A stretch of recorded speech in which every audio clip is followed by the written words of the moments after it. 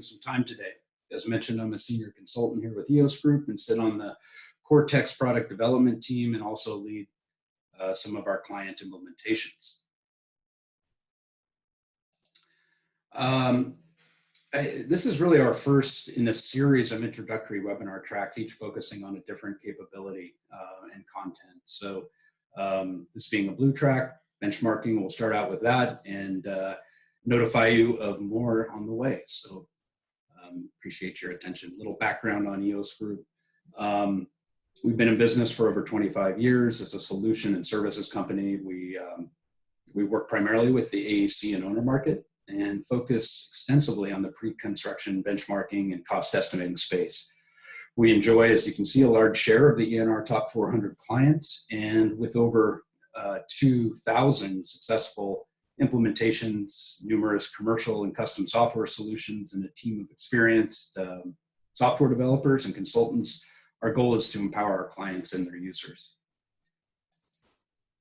Today, we will be presenting Eos Cortex project history. It's a cloud-based solution supporting benchmarking, conceptual estimating, and trend analysis. Project history can be hosted by Eos or installed on-premise behind your firewall, and it runs on a browser, so it's pretty easy to use. Project history can store virtually any data source and has different modules for supporting role-based capabilities. In order to get a few common questions out of the way, I thought it would be important to highlight what Eos and project history are not. Project history is not a comprehensive business intelligence platform. It's designed to support specific workflows on a configurable database platform. Specific output, however, is designed to be consumed by BI tools. We get that question quite a bit, so we do have a way for you to export data and utilize it in those solutions. It also will be a future webinar topic.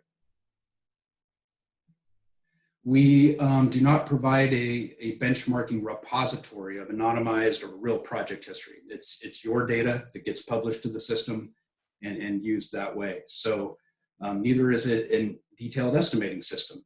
We do represent partner solutions and implementation services. Similar to that, it is not a cost estimate content database or a detailed commodity database. We do provide our own pedigree of knowledge bases, as well as represent partners for their content. And those are typically used by those detailed estimating systems. And lastly, we are not economists, nor do we provide market indices. Project history can store, use, and maintain them, but we do not provide that content. Okay, so let's recap project history's 3 major workflows, just to kind of get that outlined here. Benchmarking, conceptual estimating, and trend analysis. Benchmarking and conceptual estimating are well-known concepts, I'm sure, amongst the group here. Trend analysis is really focusing on standardizing a cost element library across your project database. So that allows you to support cost estimating system database calibration. In essence, you're publishing these projects to a system already. Those typically represent some flavor of final go-to-market and or as-built data. So we've built a tool that hopefully can let you use that data to ensure your cost estimates going forward are in line with your history. Today's focus is on benchmarking. Certainly these different capabilities are very interrelated and use the same data. However, in a single database, we're going to take a look at some of the reasons for benchmarking. And these are kind of some of my favorites. You know, some of them are pretty boilerplate, but certainly, you know, it's important to point out that, you know, those reasons range from comparative best practices. You know, how does that new estimate or project stack up against your history? You know, through probably one of my favorites, which is to question bias in estimates. So using that history that's probably produced or conditioned and approved by various others in your organization can let an individual quickly see how that estimate stacks up against that standard. Last slide I'm going to show you is a little bit of the future of the Cortex platform. So project history is the first solution out of that platform, released about 2 years ago. And we're in development now with a late 2020 target for our conceptual estimating solution, Budget Builder. And Budget Builder is designed to several project cost modeling methodologies for early stage screening, class 5 type estimates, as well as down to probably a schematic or class 4 level, depending on your data. Out on the horizon is Advisor, positioned as our machine learning solution. More to come on that as we dig in and roll up our sleeves, but in fact, even project history has a simple yet configurable, quote unquote, similar project algorithm feature that you can build, and we'll be looking at some of that today.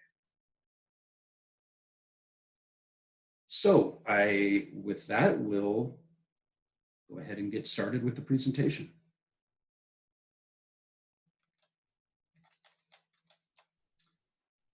On your screen, you should see the project history home screen. It's a personalized homepage, and as you can see, my name is displayed.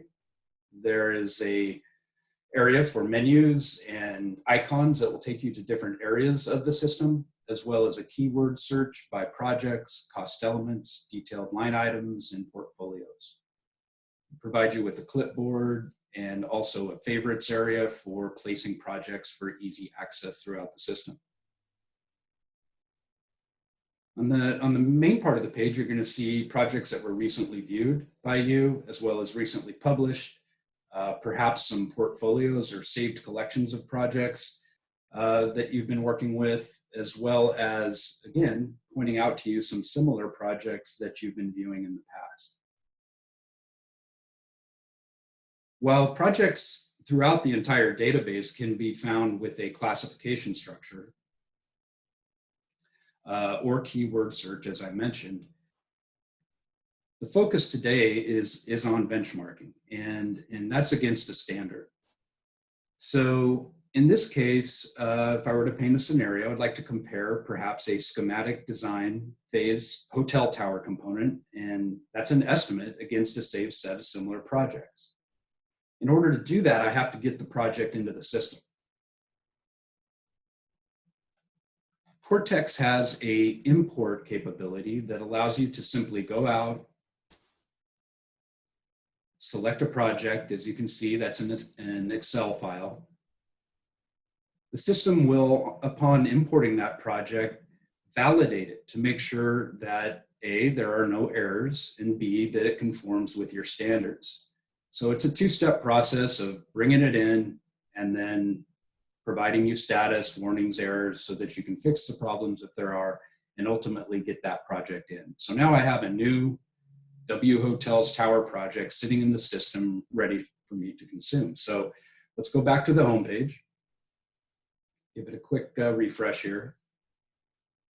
And in that bar that says recently published, we should see our new W Hotels Tower. Hovering over that icon shows me some high-level information about the project. Clicking on it shows me that project in a single project view. A little bit about the page and the way it's built probably helped. So here on the left, you can see there's a series of tabs, and the first one of those is attributes. And these attributes are metadata of the project. They can be cost or non-cost. Groupings allow you to organize them in a meaningful way here on this page. There's also an information panel, and this information panel contains, again, some of that high-level information you might have seen on the tile, as well as a simple pie chart reference to some similar projects. The KPI view is a configurable page. Basically, all these are configurable, but a configurable page where you can establish various saved views of meaningful key performance indicator values that you get to build. So some of that information might be ratios or unit costs. Regardless, you can store as many or as few as you like. You can organize them so they can be easily accessed and isolated and viewed in context of the project. The cost elements view allows you to essentially look at your cost structures all the way down to some very, very granular type of information, and you can support more than one cost structure. So that could be industry standards like uniformat or master format, or your own internal discipline codes or chart of accounts. This grid is expandable and collapsible, both globally, as well as being able to drill down into the terminal levels using these arrows next to each title. Links. Links are essentially attachments. You can attach files. You can establish UNC paths or paths to your network shares. So there might be files or information that you'd like associated with the project there. And you can also set up links. So links could be to websites, SharePoint, OneDrive, any kind of document control systems that are accessible either out there in the public or behind your firewall. There's also a mapping feature. Want to see where the project is on a map? Will allow you to do that, not just on a single project, but you'll see that in some other views as well. Well, this is my new project. It's a tower that has an estimate associated with it at essentially a schematic level, planned to be built in October of 2021 in San Diego. So I want to use this later for some of my benchmarking purposes. And so I want to go ahead and add this to my clipboard. As you can see, I've got a clipboard icon here in the upper right. There's 9 of these in the clipboard already, and I'll add this and make that 10.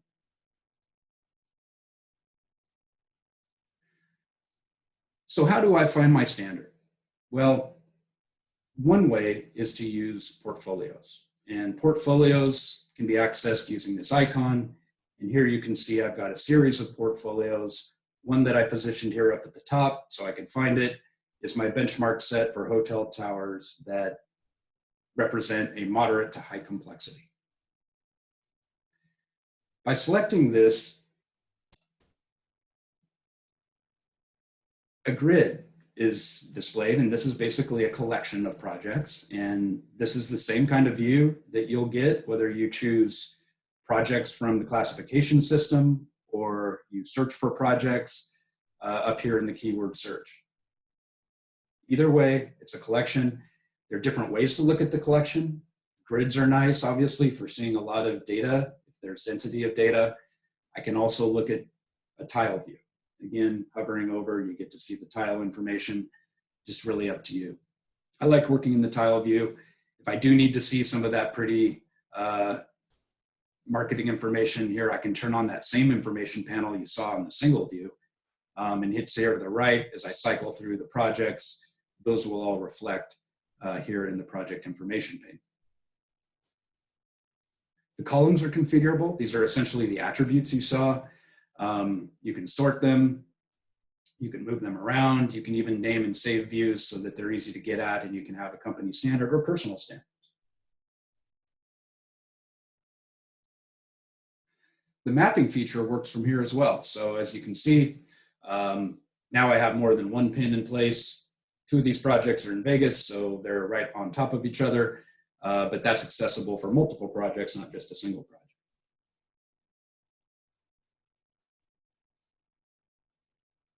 In order to benchmark my new estimate against these projects, I'm going to use Project History's Compare view. To get into Compare, I'm going to select all of the projects and click this icon. Project History will organize these as columns, and the rows being, depending on the view you're looking at, the various bits of information. Here I'm looking at attributes. I can expand and collapse those so I can isolate on financial information, quantity information, and so forth, representing the project. Statistical columns are available, and so I can show, for example, high, average, baseline information, as well as a low, representing these. Statistical columns are easy to turn on and off. You can drag them in. You've also got median, standard deviation, total, and so forth. Same thing with KPIs. They will basically snap to the statistical columns that I've chosen. So here again, expandable, collapsible, just look at the information I'm interested in, and cost elements is no different. With cost elements, you have actually more data that you can display. As you can see, of the 3 projects I'm showing here, each project has 2 columns. In this case, I've decided to show unit cost information. In this column, I have the grand total of the project divided by the overall project size, or gross square footage. Because these are hotels and cost per room or cost per unit is an important metric for me, I also turn on grand total per secondary size, which in the case of hotels would be a unit. Likewise, the statistical columns also reflect those columns. And as I drill down through the cost structures, each one of those levels will show those statistical data and information. Data density is a little bit more of an issue on this page, so we give you the ability to create smaller icons, larger icons,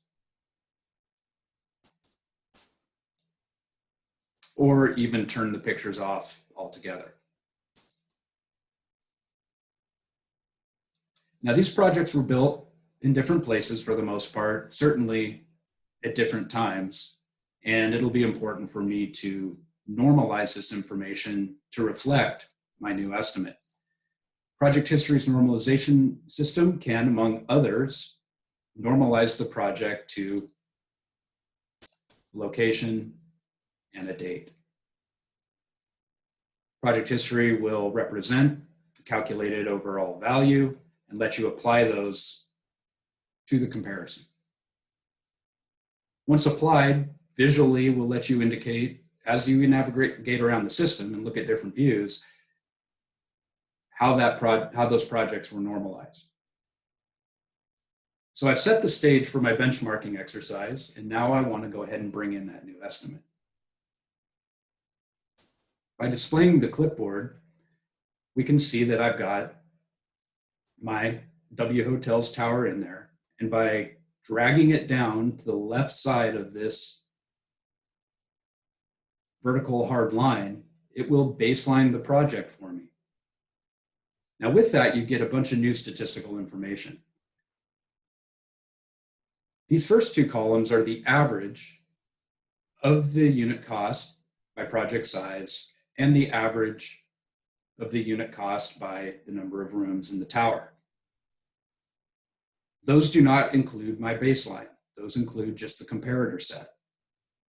However, these 2 statistical columns give me the relationship of my baseline project to the comparator set's average, and very quickly see some great information about how closely that project reflects the standard. And again, as I drill down through the cost structures, you can see that I get different percentages all the way through. Again, data density is a big deal, and that's why we provided some charting. Probably one of the most powerful charts that visually lets you see the differences very clearly is the high-low chart. The high-low chart lets you choose any sort of data point supported by your configuration, and it's going to show you the low and the high in the range of the 3, in this case, the 3 comparator projects. It will also show you the average and where my baseline project sits in relationship to that average. Certainly in the markups and indirects cost section, I'm at the high end, but I'm not completely out of range. Same thing in the engineering and construction management, but as a schematic, it's got a lot of contingency. So it might make sense that that icon is a long way out of the range. Let's look at the direct costs. Direct costs may give me a little bit better idea of how this actually stacks up. Are there problems in the design? Why are there no shell costs? Why is the site work so far out of range, and so forth? So very quickly, I can see where the problems may exist, how I need to address those, who I need to talk to. That's a little bit harder to do when you're wading through many, many rows of detail in the cost element structure.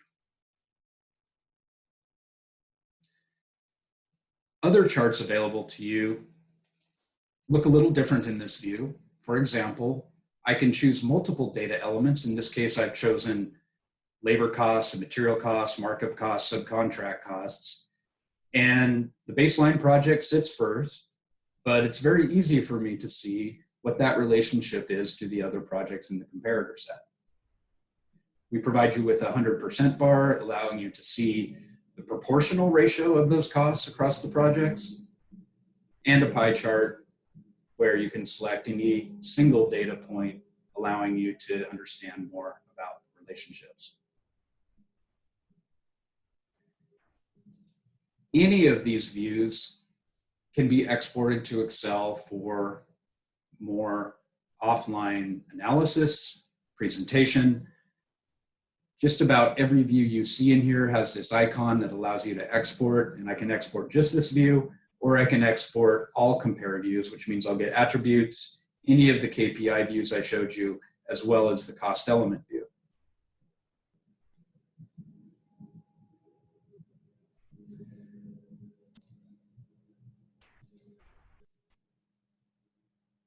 Once in Excel, you'll find that we provided some formatting. Not only are we going to show you and carry over that normalization rules that we've set on the project, but we're also going to bring some icons and some pictures so that this presents nice as any kind of output.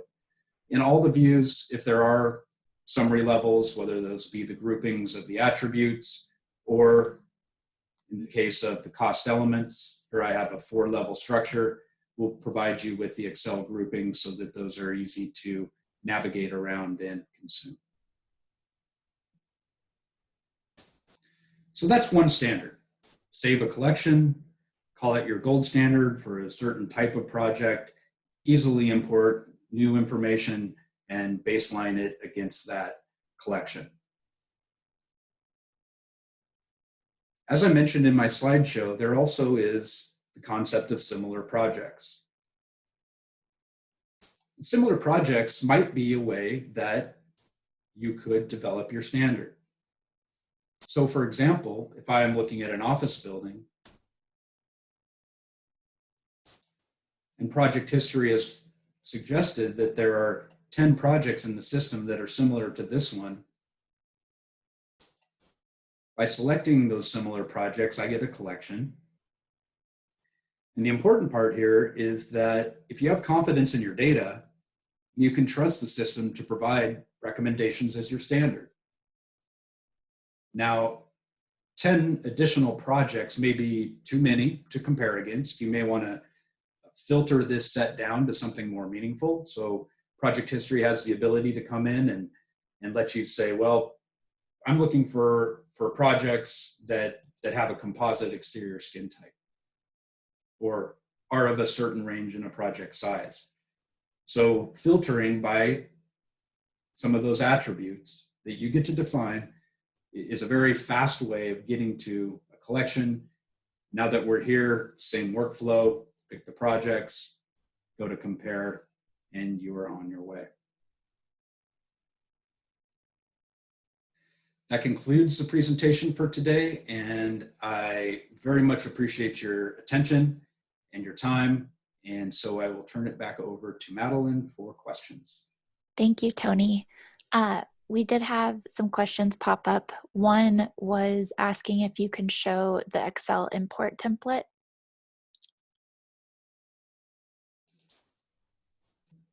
Sure. The Excel import template is actually snapped to by the system. Here's one that's filled out already. And by snap to, I simply mean that it will follow the configuration. So as you configure the system or as you make changes to the system, the publishing template is consumed from within the browser. So you don't have to maintain it on your file server and keep it up to date every time you decide to say, it's not job type, it's job types. And that's important because nobody wants to try to do that. You would be chasing your tail. And so the import templates are quite capable, and they will even support things like drop-down lists and drop-down lists for units of measure. So here I can fill in all or some of the project information. If any of these fields are required by you or the system, for example, project ID, we require. However, there might be fields that you want your estimators or project managers or whoever is publishing the project to enter because it's your company standard, such as the data source. So the project sheet lets you fill in all of that attribute type information. Again, we support that with expandable, collapsible groupings so that it's easy to use. The item sheet is a representation of flattened data. Here I'm showing very simple cost structures. You're going to have everything from quantities and costs to more specification type information if it applies. Cost elements also are provided with drop-down lists so you can fill that out. Typically, our clients will condition their source data so that it matches this format. We also support automated publishing through various estimating systems as well. Anything you see in red here is typically a calculated field, or it's a field that's provided by the system, so you can't really override it. The remaining tabs are essentially places where you can place the thumbnails you saw in the information panel, other thumbnails, other images. If you do go multi-currency, which project history supports, it will also come through with project currency rates. They will they're pre-populated with what you save in the database, but if, for example, on a project by project basis, you needed to overwrite those, you could in the template. Great, thank you. The next question we've gotten a couple inquiries on is, how much does Cortex cost? Cortex is an enterprise solution. It's a server-based system using web services, and it has a modular approach. So my answer varies depending on what kinds of modules, how many licenses you need, whether those are concurrent or named, and your hosting strategy. Some clients are okay with Eos hosting, others want this behind their firewall. Necessarily, there are costs involved with deployment. We are also planning on releasing a small to mid-sized business solution. And this will be a different version of project history. And we expect that in the May to June timeframe. Please contact us. I'll be happy to talk to you or another sales associate and very quickly be able to lay out budgeting estimates for you. Perfect. We had another question pop up, wondering if we have any process, refinery, or oil and gas project examples to show. We do. Two things. I would encourage you to go to our website.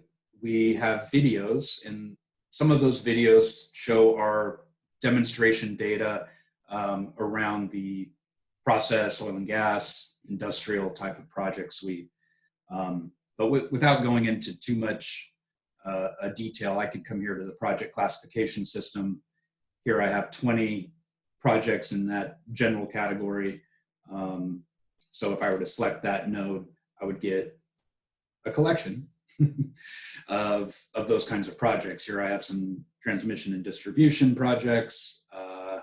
I also could look at power plants, and those will all have different kinds of information. But in general, the user interface you saw will reflect those same kinds of pieces and parts of information. So here on the power plant, these are actually pretty large projects, thousands of detailed line items. And we've also built KPIs around those. So should you be interested, we'd be happy to show you a personal demonstration on a web meeting to go through that if you'd like. Great, thank you. Next question, how do projects get imported?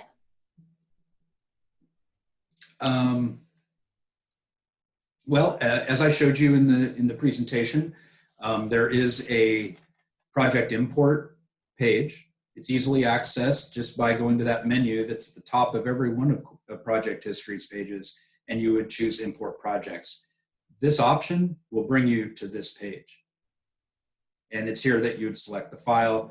In this case, I was demonstrating the sort of off-the-shelf Excel import capability.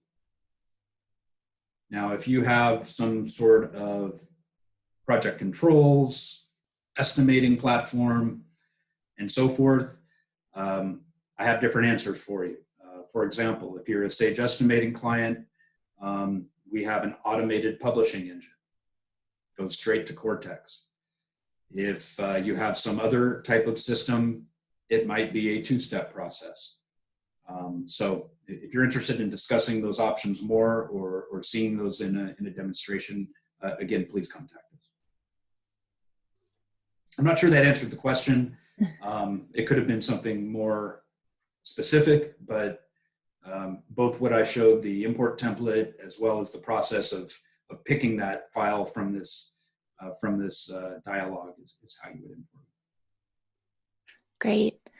And the next one is, when are the future modules going to be available? So the budget builder module is targeted for late 2020. Sorry, I can't be any more specific than that. Please keep checking in. And then as far as advisor, which would be our machine learning platform, I do not have an answer for you there yet. It will be next after we complete budget builder. Great. The next one is ability to gather system costs. And then there's some examples. Okay. You have some examples, Maddie? No, sorry, they're in the Q&A box. Oh, I see. You're going to make me work. Let's see here. Oh, okay. Dollars per square foot exterior closure, dollars square foot. Okay.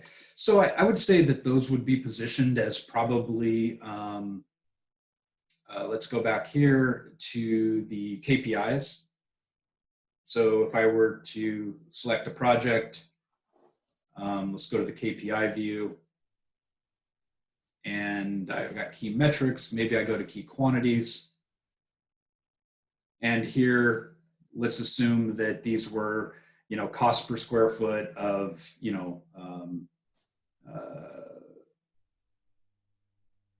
exterior skin or something like that. So let's use substructure as an example. Here I have a total quantity. I have total labor hours and equipment hours, total amount, and then I can create things like this. How many cubic yards per man hour? What's the cost per cubic yard? So you get to build whatever these systems are, and from that represent the kind of data you want to show.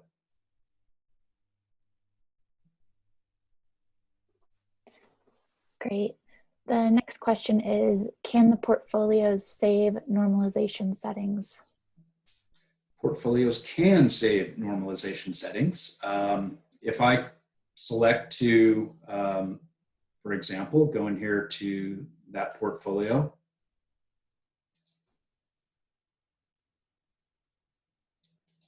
and select to compare these,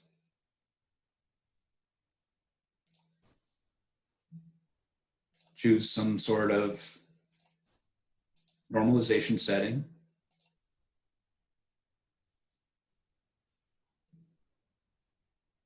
So assume I've gone through the process of finding these projects and vetting these projects and so forth. I can select them all now, save them as a portfolio.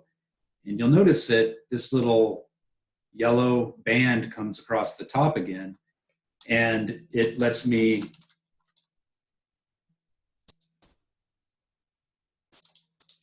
I'll say it's factored, and I can now save that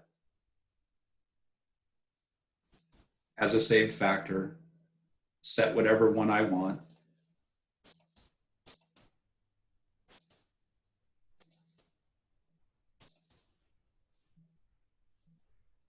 And now that portfolio has been factored, and it'll also let you know that it's factored. So it'll essentially stay in that factored state And any projects I add to it as a result of a comparison, for example, will automatically get factored to.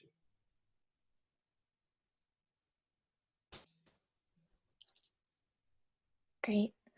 The next question is, what kind of similarity rules can you build? Well, as I mentioned before, it's a fairly simple right now, but you can do multiple ones, and they basically come in two types. So the similarity rules of these attributes.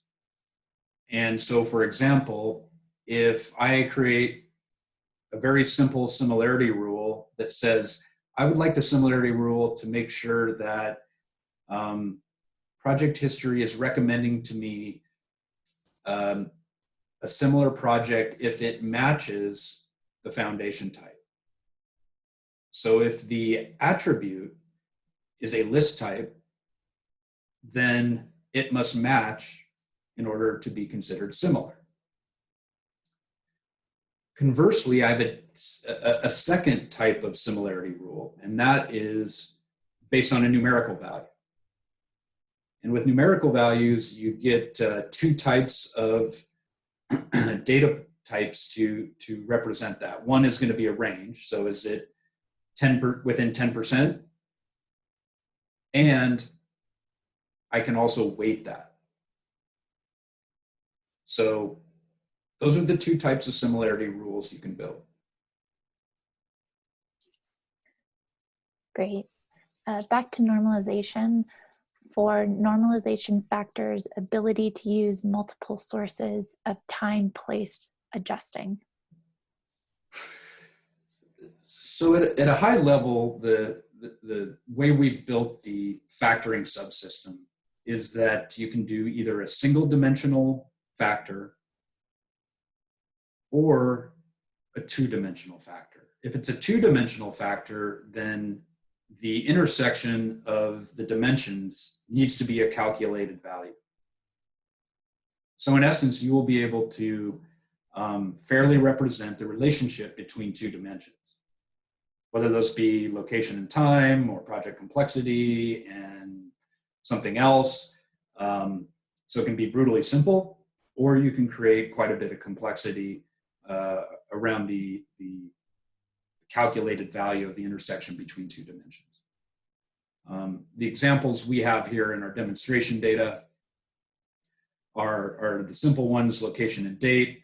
This is two-dimensional because both of these dimensions are listed under one heading. This productivity factor is a single-dimensional table. And you can build as many of these as you like and apply them throughout the settings, and they will compound on each other.